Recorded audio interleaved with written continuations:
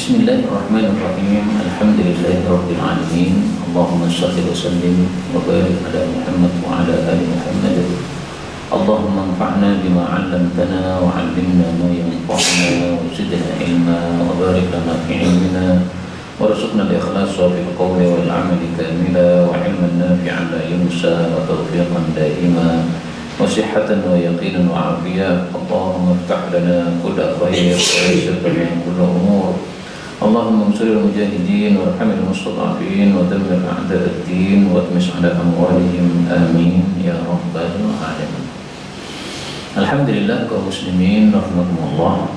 Sebelum kita lanjutkan pengajian kitab Al-Buyut karya Ghazali rahimahullah taala, saya ingin menyampaikan satu hal dulu, yaitu apa yang barusan saya tulis mungkin kemarin di Telegram saya ini, Daurah Pusat Kaji Hadis Solo. Saya kasih judul Karomah Muadzin Malam di Mana. Meninggal saat adzan malam. Ini karomah beliau yang rutin adzan malam jam 3 di Manang rahimahullah.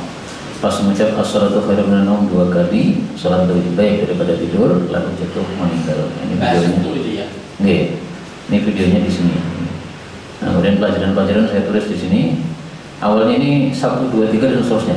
Nah, ketika pemakaman ternyata Ustaz Mudzakkir ngasih tausiah, akhirnya saya kasih nomor 0, artinya ini lebih penting.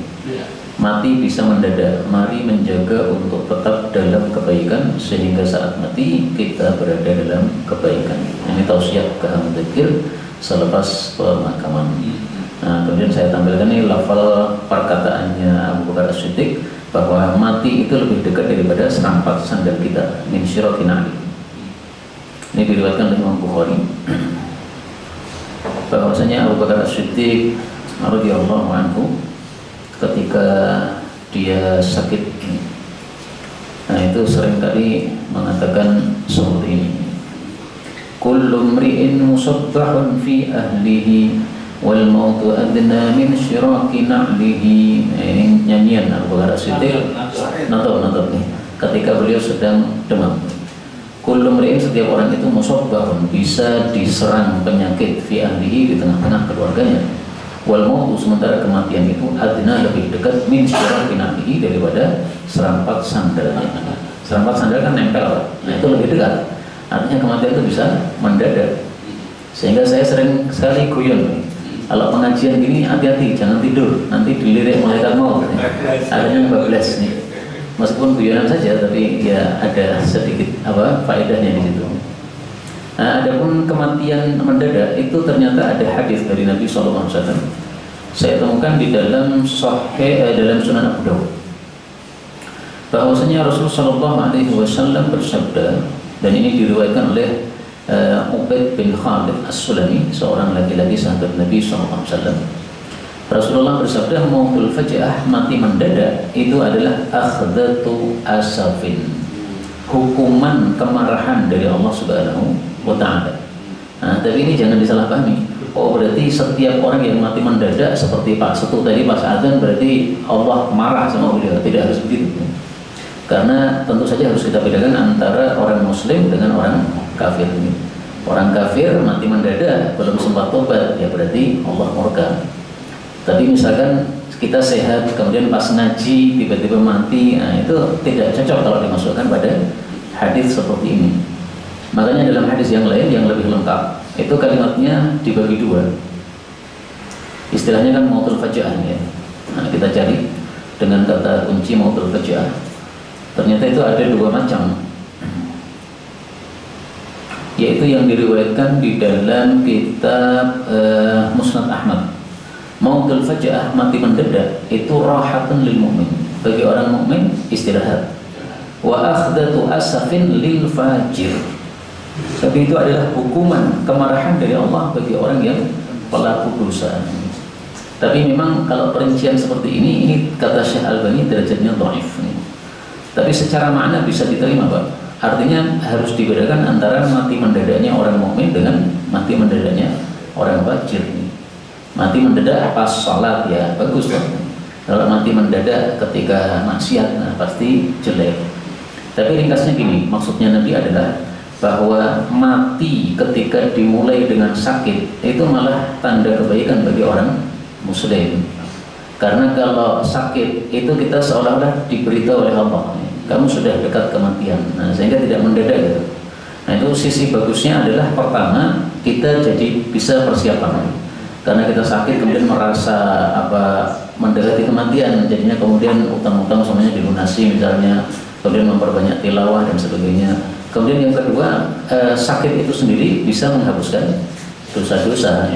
Nah, sehingga dari sisi itu benar apa yang disampaikan oleh Nabi SAW bahwa mati mendadak itu tanda murka Allah Subhanahu wa Ta'ala, meskipun tidak harus semua mati mendadak dipahami demikian. Nah, kembali ke tadi bahwasanya mati mendadak dibagi dua ya. Bisa untuk orang mukmin sebagai rehat. Nah, ini diriwayatkan oleh Imam Ahmad ya. Ini saya cari di takhrijnya nomor 3 di bawah ya. Isnaduhu wahin, sanadnya lemah yang perincian tadi. Kenapa? Karena ada rawi bernama Ubaidullah. Ini seorang perawi yang matruk nih, sehingga derajatnya dhaif. Tapi kalau yang tadi yang hanya satu perincian, tidak dua perincian, itu hadisnya sahih. Oh, saya pernah baca ada mati merah, mati putih, mati hijau. Apa itu Pak? Mati merah saya belum pernah mendengar. Itu nggak tahu apa itu. Tampil. Oh, itu yang paham Mbah Google itu ya. Mati apa? Merah, mati hijau, sama mati putih. Oh, pemelih nih. Putih itu bersih katanya. Mati putih, mati hitam, mati merah, atau penderitaan dari manusia. Mati merah karena berbuat ketulusan untuk melawan hawa nafsu. Mati hijau karena fitnah. Oh, ini dari istilah-istilah tasawuf nih. Tasawuf nih. Ini karena kita bukan majelis tasawuf, jadi nggak dilanjutkan. Saya nggak paham juga karena jarang ngaji tasawuf. Dan kemudian di sini kan Ustaz Mudahir ngasih tausiah selepas pemakaman ini. Nah, apakah ada dalilnya ngasih tausiah setelah pemakaman itu? Nah, mari kita lihat hadisnya dalam kitab Sunan. Kitab Sunan. Ini ada di Riyadhus Shalihin. Coba saya tulis Riyadhus Shalihin.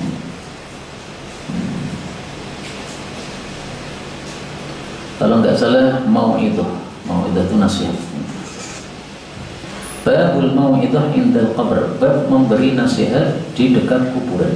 Hadis nomor 945 dalam Riyadhus Shalihin dari Ali radhiyallahu anhu, dia mengatakan, kami berada di jenazah pada kuburan Baqi'ul Gharqad. Rasulullah SAW datang, lalu beliau duduk dan kami pun duduk di sekitar beliau. Ini yang jarang kita lakukan, Pak. Kita biasanya kalau di kuburan itu berdiri, ya kan? Nah, kalau Rasulullah duduk. Nah, mungkin, kenapa? Bukan, ini masih proses penguburan. Jadi menunggu itu sambil duduk. Mungkin bedanya karena tanah kita basah, tanah mereka kering, Pak. Sehingga kalau kita duduk ya kotor namanya. Tapi duduk ini tidak harus. Tapi seandainya ada yang mau duduk untuk mengamalkan persis Nabi, ya insyaallah pahala. Waktu itu Nabi membawa tongkat, kemudian beliau menunduk dan menukik pada tanah dengan tongkatnya tadi. Kemudian beliau bersabda, "Ma minkum min ahadin illa wa qad kutiba maq'aduhu minan nar wa maq'aduhu minal jannah." Siapapun dari kalian sudah dipastikan, sudah ditetapkan tempatnya, apakah neraka apakah surga. Nah, ini tausiah dari Nabi pada saat proses penguburan. Nasihat ini beda dengan talqin, Ustaz. Beda lagi, karena nasihat ini untuk yang hidup, Pak. Kalau talqin kan untuk yang mati. Nah, talqin itu tidak ada hadisnya yang sahih, tapi kalau yang nasihat ini malah sahih. Nah, kemudian para sahabat bertanya, kalau begitu apakah kita pasrah saja ya Rasulullah? Sudah ada takdirnya. Nah, beliau mengatakan, oh enggak, kalian tetap beramal, karena masing-masing orang itu akan dimudahkan mengamalkan sesuatu yang dia diciptakan untuknya. Diciptakan untuk surga berarti mudah mengamalkan amal soleh, termasuk pengajian seperti ini. Nah, kalau diciptakan untuk neraka berarti mudah maksiat. Ini hadis muttafaqun alaih. Nah, maka apa yang dilakukan Ustaz Mudahir sudah sesuai sunnah, yaitu mau itu ya memberikan nasihat setelah penguburan atau pada saat proses penguburan. Kemudian juga beliau Ustaz Mudahir mendoakan mayit setelah dikuburkan, dan itu juga ada dalilnya. Dalilnya adalah sabda Nabi SAW, at-tathbit. Ini juga hadis Riyadhus Shalihin 946 dari Abu Amr Utsman bin Affan. Jadi Utsman bin Affan tuh kunyahnya banyak, Abu Amr, Abu Abdillah, Abu Laila. Ini karena anaknya banyak Utsman ini. Ada yang punya anak namanya Amr, anak Abdullah, ada Laila. Tapi satu orangnya Utsman bin Affan radhiyallahu anhu. Dia mengatakan adalah Nabi SAW apabila selesai dari mengubur jenazah, maka beliau berdiri padanya lalu beliau mengatakan, istaghfiru li akhikum wasalu lahu tathbit. Mintakanlah ampun untuk saudara kalian yang mati ini dan mintakanlah untuk dia keteguhan, artinya bisa menjawab pertanyaan. Fa innahu la yus'al, karena dia sekarang akan ditanya. Nanti kalau orang sudah pergi baru ditanya. Ini hadis riwayat Abu Dawud dan ini derajatnya sahih. Nah, berarti kita disuruh untuk memintakan dua, satu ampunan, dua tathbit. Makanya doa yang saya pilih ketika setelah penguburan ini adalah Allahumma ighfir lahu wa tsabbithu. Allahumma ighfir lahu sesuai lafaz ini, istaghfiru.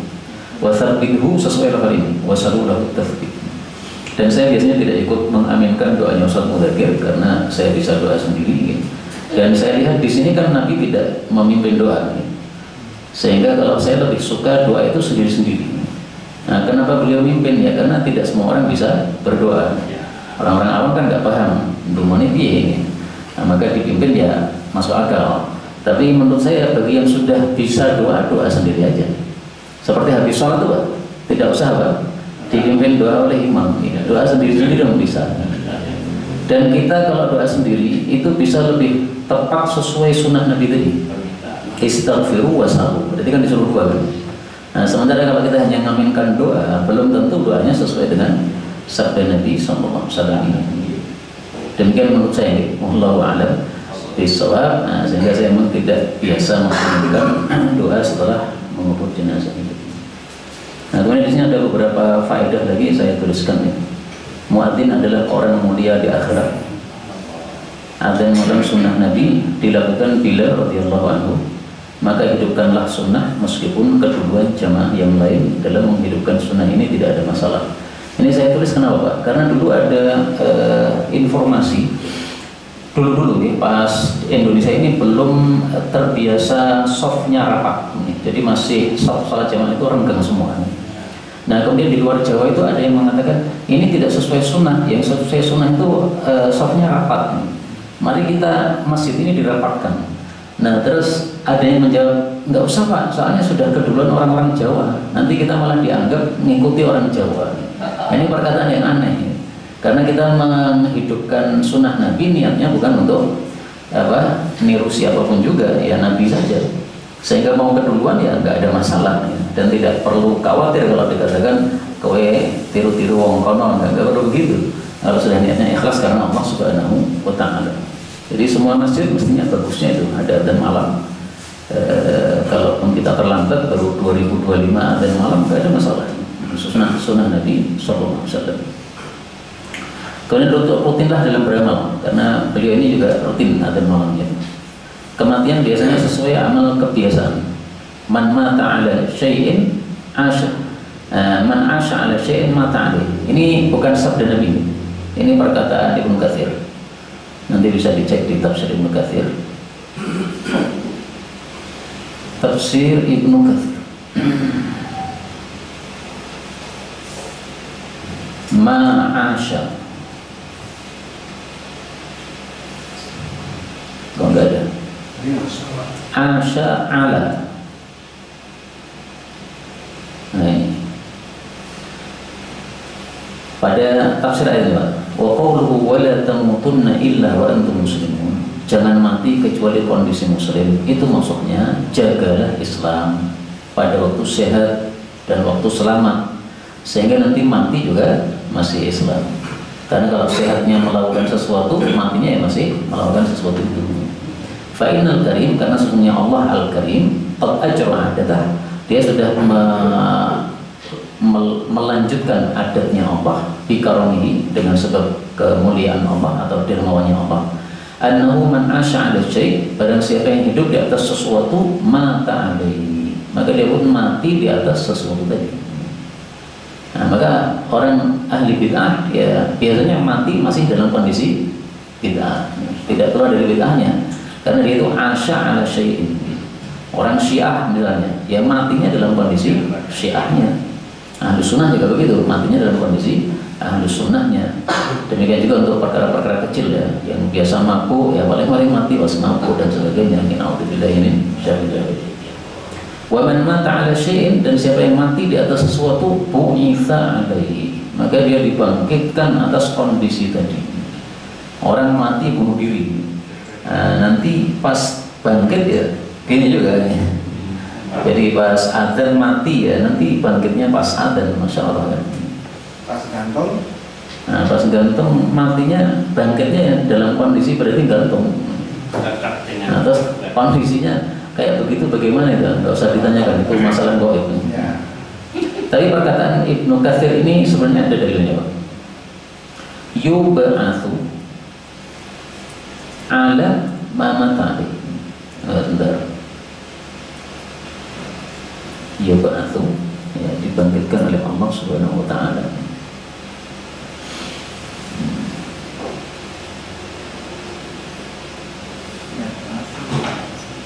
Inna bukan. Siapa yang ingat lafalnya ya?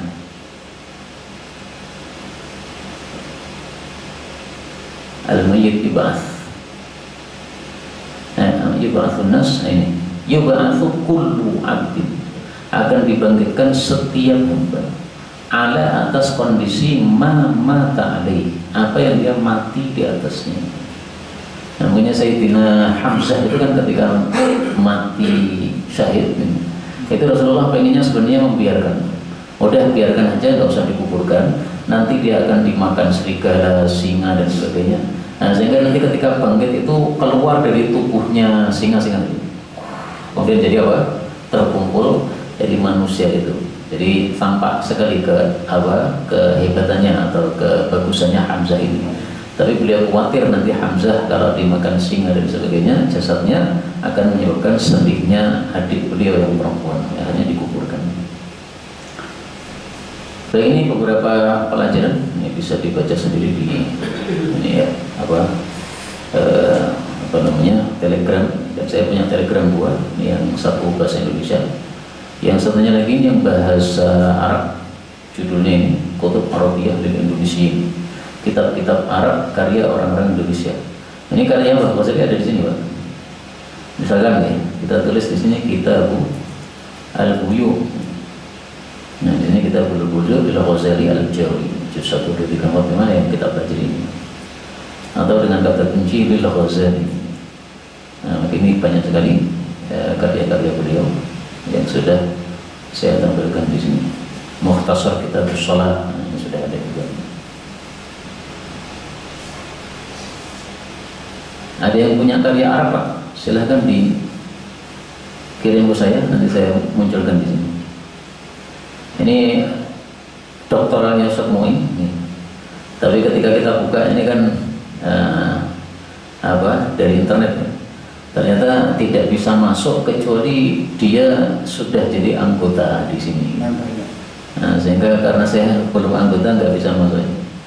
Terus juga ini yang ditampilkan cuma daftar isinya, ya kan?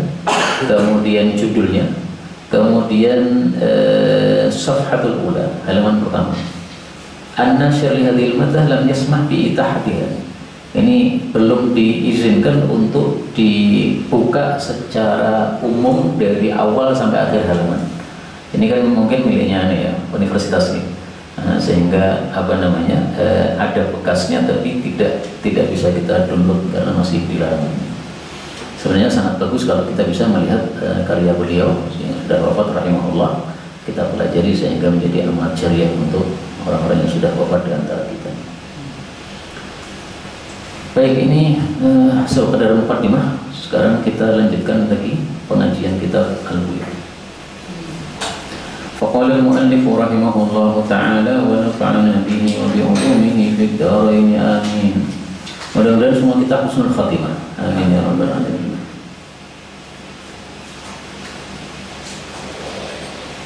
Al-bab Al-Hadi was-Sittun, bab yang ke-61. Ahabbul biqa', paling dicintainya tempat ilallahi oleh Allah, wa abghadul biqa', dan paling dibencinya tempat ilallahi oleh Allah Subhanahu wa ta'ala. An Abi Hurairah radhiyallahu anhu anna Rasulullah sallallahu alaihi wasallam qala, ahabbul biladi, paling disukainya tempat atau paling disukainya kota ilallahi oleh Allah itu adalah masjid-masjidnya. Wa abghadul biladi, dan paling dibencinya kota atau tempat ilallahi oleh Allah itu adalah aswaquha, pasar-pasarnya. Hadis riwayat Muslim. Jadi meskipun kita boleh berjual beli, tapi kita harus menyadari bahwa jual beli di pasar itu berarti jual beli di tempat yang paling dibenci oleh Allah. Tapi tidak boleh kita balik. Kalau begitu jual beli di masjid saja, nggak bisa. Karena memang masjid ini diciptakan untuk sujud, nama saja masjid ya, tempat sujud, maka tidak untuk jual beli. Justru kalau untuk jual beli di awal didoakan jelek oleh Nabi Sallallahu Alaihi Wasallam supaya tidak dapat untung. Idza ra'aitum man yabi aw yabta fil masjid, kalau kalian melihat orang jual beli di masjid, maka ucapkan doa la arbahallahu tijarata, semoga Allah tidak kasih untung bisnismu ini. Kalau kalian melihat orang yang mengiklankan pencarian barang hilang, maka doakanlah semoga Allah tidak memberikan barang hilangmu tadi. Maka tidak boleh masjid ini digunakan untuk jual beli, karena memang bukan untuk tempatnya. Nah, termasuk iklan-iklan itu nggak cocok itu. Termasuk agak sedikit mengingatkan pakai sarung. Itu catnya jangan ketok. Oh ya, bagian belakang ya. Iya. Nah, sarung itu kalau tulisannya di bagian belakang itu sebenarnya maksudnya bukan dalam bab iklan bisnis, tapi maksudnya dalam bab mengganggu orang yang sholat. Nah, karena itu kalau teori saya catnya itu taruh di atas. Dibalik aja saja. Oke, di atas atau di depan nih. Tapi kalau di depan itu kadang-kadang kita lupa, akhirnya pas di belakang. Karena pernah saya itu ngimami, kemudian teman saya itu tanya, loh antum tuh kalau pakai sarung kayak gini loh. Waktu itu stikernya di belakang. Nah, terus saya bilang, kok enggak, ini luar biasa ini. Biasanya itu saya taruh depan. Tapi ini pas mungkin kesusu nggak keingat gitu ya. Nah, sehingga pas saya jadi imam, dia di belakang itu bisa lihat mereknya saya. Itu karena lupa. Nah, habis itu saya ubah Pak. Sekarang mereknya nggak usah di depan, tapi di atas. Kalau di atas kan nggak mungkin kebalik lagi. Maka bisa dimanapun, yang penting di atas aman. Itu maksudnya dalam bab tidak mengganggu sholat. Ya. Pakai kaos barang. Ya, kalau pakai kaos itu maksudnya dalam bab kurang sopan kepada Allah Kemarin SWT. saya sholat dulu, depan saya itu kaosnya tulisannya sinting gitu. Saya ngocor itu ya. Kalau itu mengganggu pembunyian, sinting itu juga itu. Terus sikap panjenengan gimana Pak? Saya biarkan, penting saya melaksanakan terus, mudah-mudahan dapat petunjuk. Tidak akan berarti. Jadi di masjid lain itu ada yang siapa yang pakai kaos silakan ambil baju di lemari. Nah itu bagus. Jarang sekali itu di Simo yang kita temukan itu. Lebih bagus lagi seandainya panjenengan ngambil plester kemudian ditutupi itu saja. Nggak apa-apa. Kalau memang tidak ada baju, ya kan. Mohon maaf Mas, ini tulisannya mengganggu, saya tutupi biar tidak mengganggu. Baju itu. Mohon maaf kan nggak patut Pak. Dengan bahasa Ini saya gitu. ada Ustadz yang mengaji media sosial kan mendapat ya semacam kecaman atau gimana kan, ada orang yang pakai kaos biasa terus kadang Ustadz itu membentak-bentak pakai ini aja. Nah itu salahnya dalam bentaknya. Nah itu antara yang kalau putri itu nggak pakai jilbab itu dia langsung dengan Marah-marah. ada keras. Kalau itu maksudnya dalam bab walau kunta faddan ghalidhal qalbi lam faddu min hawlik. Kalau kamu kasar, orang-orang pergi. Nah, sehingga masjidnya pasti sepi Pak. Pasti itu. Ada lagi masjid yang di situ ada paku 5 dan kopiah. Laki-laki tanpa pakai kopiah, pakai dulu ini. Bagus, ya. Bagus. Kemudian kalau tadi dari nutupi plester itu ada Pak? Ini hadis riwayat Muslim nomor 492. Bahwasanya Abdullah bin Abbas, ulama ini Pak, melihat Abdullah bin Haris, sama-sama Abdullah. Abdullah bin Haris ini sholat, sementara rambutnya itu terikat di belakang, gondrong. Maka Ibnu Abbas kemudian berdiri melepas tali rambutnya. Nah, yang sholat ini kaget, wah ganggu. Begitu selesai sholat, maka dia menuju kepada Ibnu Abbas. Dia bertanya, mana laka warasi? Apa urusanmu dengan rambut saya? Maka Ibnu Abbas mengatakan, saya mendengar Rasulullah SAW bersabda, sesungguhnya perumpamaan orang yang sholat seperti ini, seperti orang yang sholat sementara tangannya terikat di belakang. Sama-sama anggota lagi, rambutnya anggota, tangan juga anggota. Nah, maka jangan diikat-ikat seperti itu. Tapi ini untuk laki-laki nih, kalau untuk perempuan memang biasanya rambutnya terikat. Nah, maka ini kalau kita tutupi plester nggak apa-apa. Rambut lakban, dilakban nih. Apa urusan kamu dengan kaos saya? Nah, maka kita sampaikan hadis ini. Baik, kita ambil beberapa faedah ya. Faedah yang pertama, masih ingat nggak Pak? Abu Hurairah namanya siapa? Abdurrahman bin Sakhar, itu menurut Imam Nawawi rahimahullah ta'ala. Tapi ada perselisihan pendapat di antara para ulama tentang nama beliau. Masih ingat siapa lagi?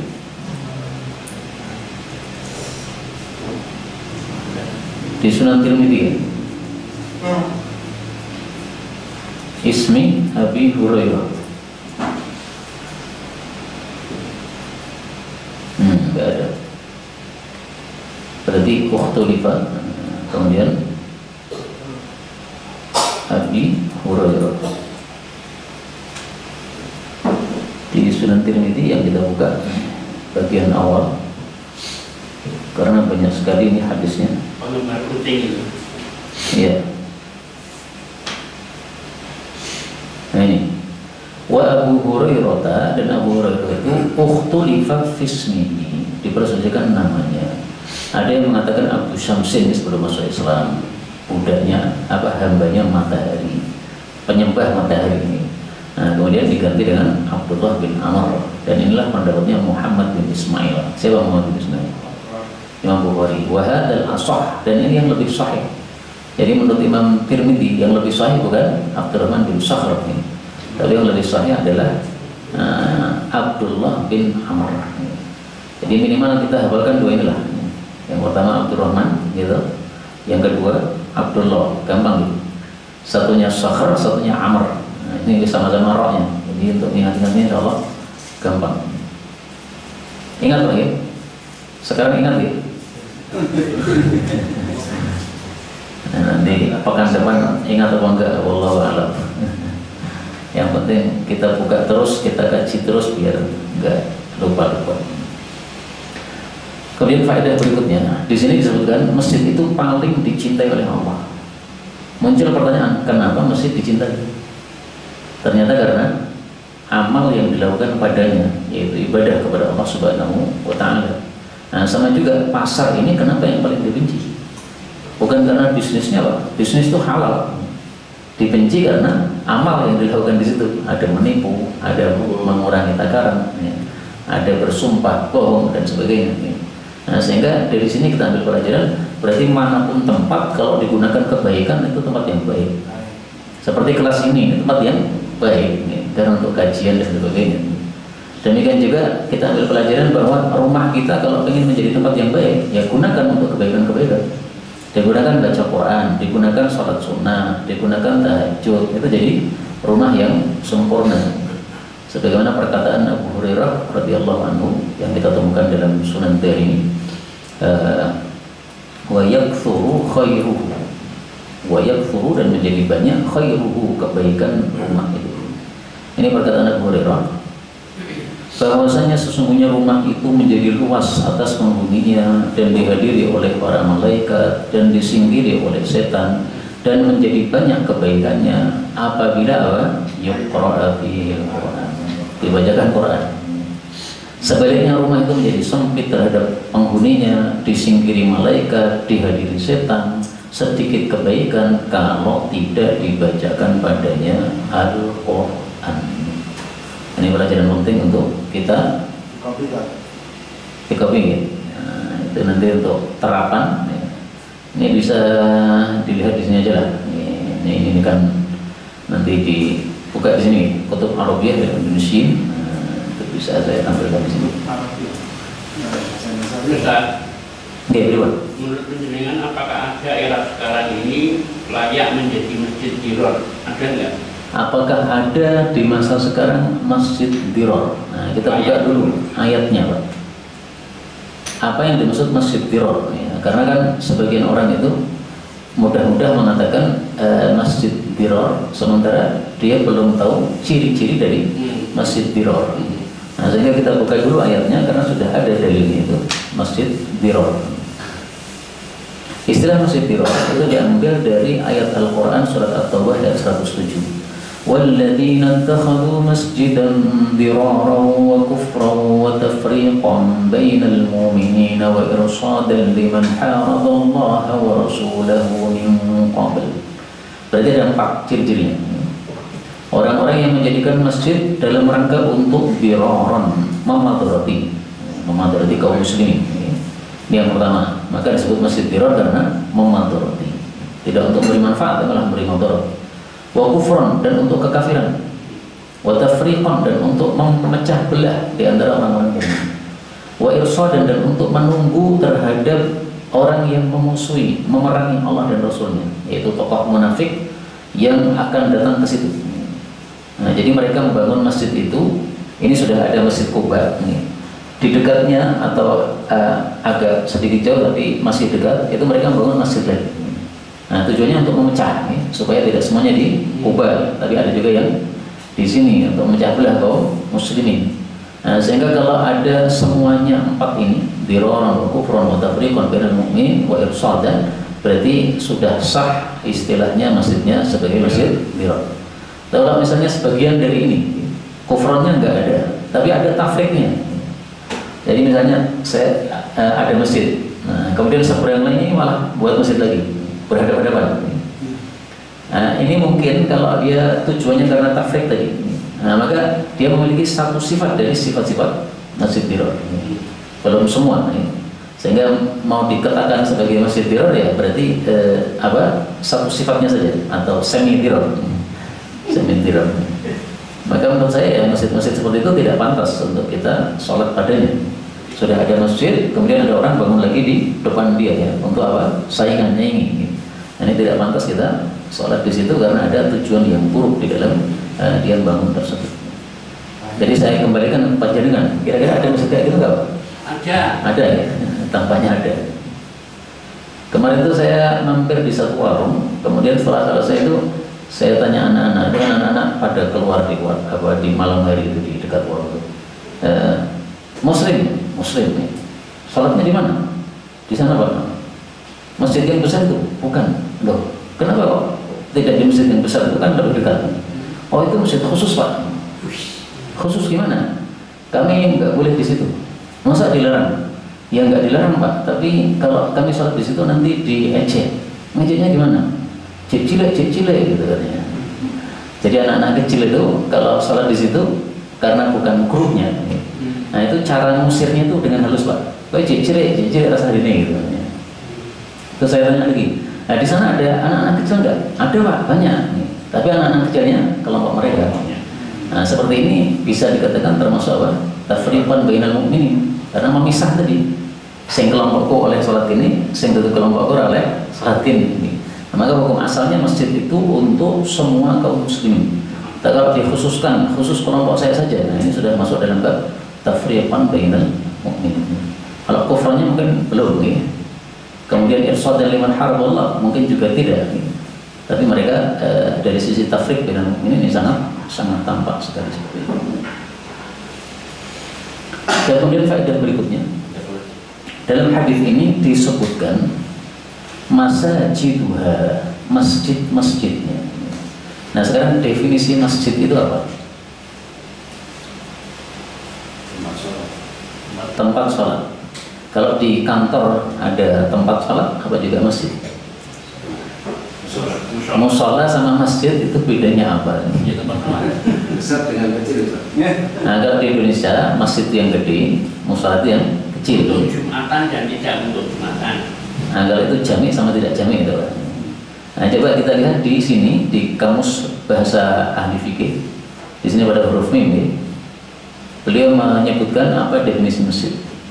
Al-masjidu, masjid adalah al-makanul ladzi, tempat yang dari sholati fihi, disiapkan untuk sholat di tempat tadi, ala dawami, secara dawam, kontinu, terus menerus sampai kiamat sudah ditetapkan untuk sholat. Sehingga kalau saya punya pesantren, kemudian ada satu ruang yang saya gunakan untuk sholat para santri, itu belum tentu masjid, karena saya gunakan untuk para santri sholat ya karena memang ada ruang kosong. Ruang kosong ini nanti bisa untuk kelas kalau membutuhkan kelas. Tapi kalau yang sudah dibangun khusus untuk sholat selama-lamanya, nah itulah yang disebut sebagai masjid. Maka orang-orang sering menggunakan istilah yang lebih mudah dipahami, yaitu kalau sudah diwakafkan maka masjid, kalau belum diwakafkan maka belum masjid. Ya, istilahnya langgar atau sholat terserah. Maka kata kuncinya di sini Pak, dawam. Itu sudah didawamkan tidak? Disiapkan untuk sholat selama-lamanya tidak? Kalau selama-lamanya ya masjid, kalau bukan ya berarti enggak. Nah, kalau kita punya rumah yang besar, kemudian kita dibangun di satu sudut situ satu tempat untuk kita sholat sekeluarga. Nah itu belum jadi masjid karena itu bisa berubah nanti. Kalau kita sudah mati, mungkin anak-anak kita membagi tanah kita jadi warisan, ya sudah tidak buat masjid lagi karena itu hanya masjid keluarga. Beda lagi kalau kita tulisi masjid, kemudian semua orang dari manapun bisa mampir, nah itu biasanya berarti sudah diwakafkan.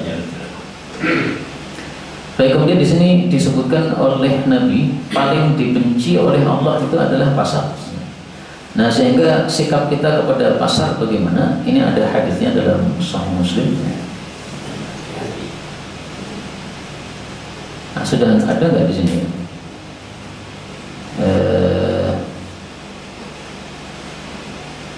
Apa? Royatahu fiha atau fihi. Lafalnya salah berarti. Takun awwala man itu khulusuh.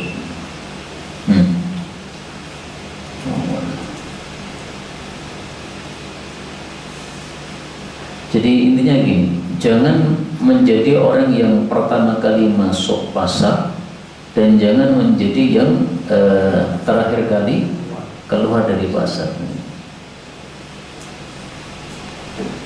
Atau kita kerucutkan saja, caranya adalah ini jangan dicari semuanya tapi hanya Sahih Muslim. Kemudian tulis saja as-suq, lebih mudah. Ternyata ya banyak juga Pak.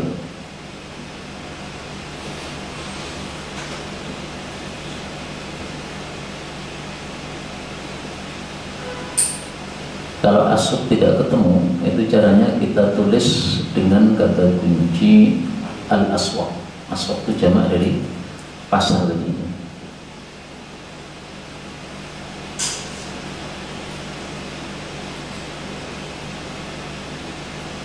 Kok enggak ada juga?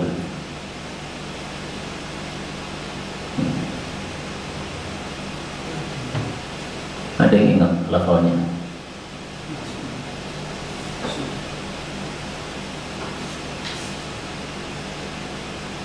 Oh, yang sibu royatahu. Karena syaitan yang sibu ini perkataan dari Salman. An Salman qala la takunanna, kurang nunnya 2 Pak. Jangan menjadi ini istata'ta awwalu man awwala man yadkhulusuq, orang yang pertama kali masuk pasar, wala akhir man yakhruj minha, tidak pula yang terakhir keluar dari pasar. Fa innaha, karena pasar itu satu ma'rakatus syaitan, tempat perangnya setan. Yang kedua, wabiha, dan di pasar itu yang sibu rayatahu, dia menegakkan benderanya, menancapkan benderanya. Seperti orang perang biasanya pakai bendera. Nah, dia perang untuk memerangi manusia supaya dia lalai kepada Allah Subhanahu wa taala. Nah, makanya dibenci oleh Allah Subhanahu wa taala karena perbuatan tersebut, yaitu apa? Perbuatan-perbuatan setan yang ada di dalam pasar. Tapi ini bukan sabda Nabi, ini hanya perkataan Sayyidina Salman Al-Farisi radhiyallahu ta'ala.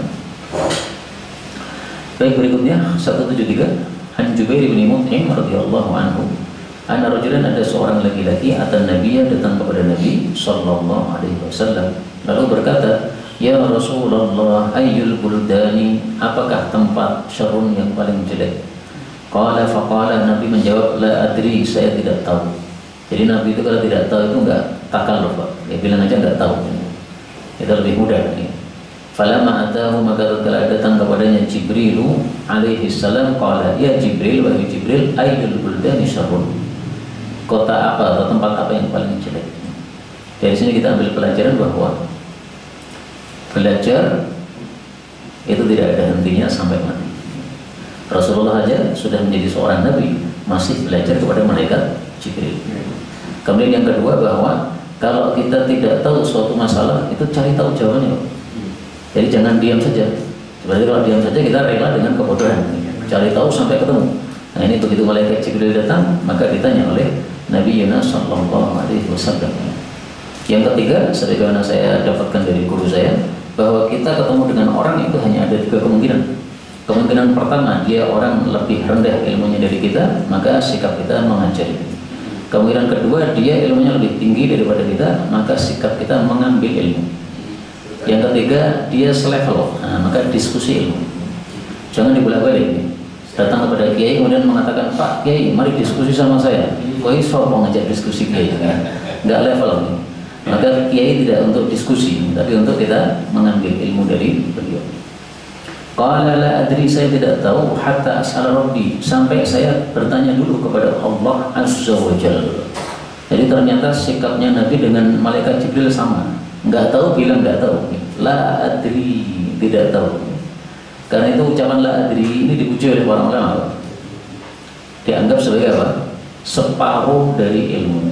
Yaitu seseorang kalau tidak tahu, dia mengatakan la adri.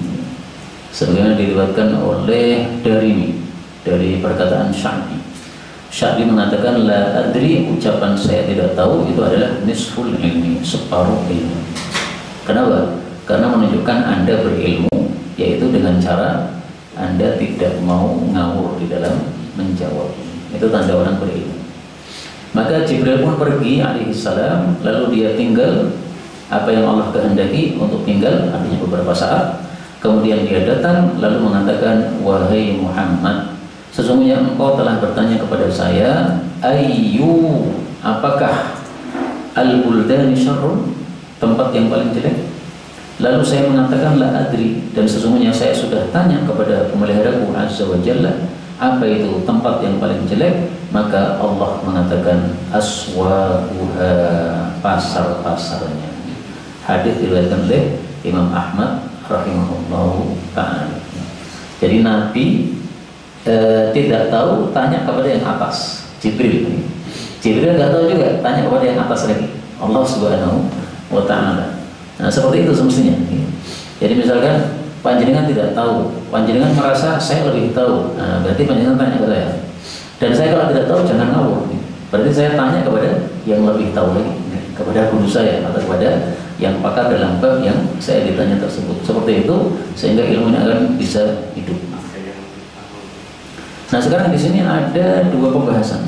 Pembahasan pertama adalah bahwasanya hadis riwayat Ahmad ini derajatnya apa? Ini belum ditulis oleh Mbah Ghazali. Kata Syekh Haythami, rawi-rawinya Ahmad dan Abu Ya'la itu adalah rawi-rawi hadis sahih selain Abdullah bin Muhammad bin Aqil, dia itu hadisnya hasan. Wa fihi kalam, tapi ada juga yang membicarakan dia alias ada yang mendhaifkan. Jadi ringkasnya hadis ini masih tidak begitu kuat karena ada rawi bernama Abdullah bin Muhammad Dan ini diperselisihkan. Ada yang mengatakan fihi kalam, berarti dhaif. Tapi kalau Imam Haythami mengatakan hasanul hadis, maka berarti hadisnya bisa diterima. Maka di sini saya kasih tanda garis bawah untuk tanda bahwa ada perawi yang diperselisihkan di sini. Kemudian pelajaran berikutnya bahwa ternyata malaikat Jibril alaihi salatu wassalam itu naik turun dari langit ke bumi. Dari langit turun menemui Nabi Muhammad SAW, kemudian belum tahu, nanti naik lagi, kemudian tanya kepada Allah Subhanahu wa Ta'ala. Karena di sini disebutkan fantalaqa Jibril pergi berarti kembali lagi ke langit. Dan ini turunnya malaikat Jibril alaihissalatu wassalam ini tidak bisa semau gue. Ini turunnya ini harus dengan izin dari Allah Subhanahu wa Ta'ala. Jadi nggak seperti kalau kita di bumi ya, semua gue pergi ke sana kemari, nggak seperti itu. Sebagaimana disebutkan pada surat Maryam ayat 64. Wa ma natanazzalu illa bi amri rabbik lahu ma baina aydina wa ma khalfana wa ma baina dzalika wa ma kana rabbuka nasiya. Dan tidaklah kami para malaikat turun kecuali dengan perintah dari Allah Subhanahu wa Ta'ala. Nah, maka malaikat Jibril ini turun datang kepada Nabi, ini pasti sudah diperintah atau diizinkan oleh Allah Subhanahu wa Ta'ala. Karena kalau belum diperintahkan tidak mungkin dia turun. Ada satu lagi dalil yang menunjukkan hal itu dari hadis. Kalau tadi kan dari Quran. Nah, sekarang kita ambil yang dari hadisnya.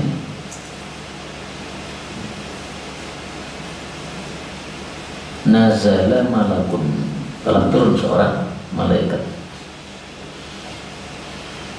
Nazala malakun minas sama'i fakadzabahu bima qala. Telah turun seorang malaikat dari langit, dia mendustakan kepada orang yang menuduh kamu wahai Abu Bakar As-Siddiq. Nah, tatkala kamu membela diri, maka setan yang datang, sehingga saya tidak mau duduk lagi bersama kamu karena setannya sudah datang. Ini hadis riwayat Abu Dawud sahih. Jadi maksudnya Abu Bakar waktu itu duduk sama Nabi berdua. Kemudian ada orang datang menuduh-nuduh Abu Bakar. Abu Bakar diam. Tapi terus dia berkelanjutan, diam lagi. Dia berkelanjutan, akhirnya Abu Bakar bangkit kemudian membalas. Nah, begitu Abu Bakar membalas, Rasulullah pergi. Abu Bakar kemudian mengejar Rasul. Ya Rasul, kenapa pergi? Apa salah saya nih? Kata Nabi, sebenarnya kamu tadi kalau diam terus, itu malaikatnya sudah mengatakan kepada penuduh tadi, kamu bohong, Abu Bakar nggak begitu.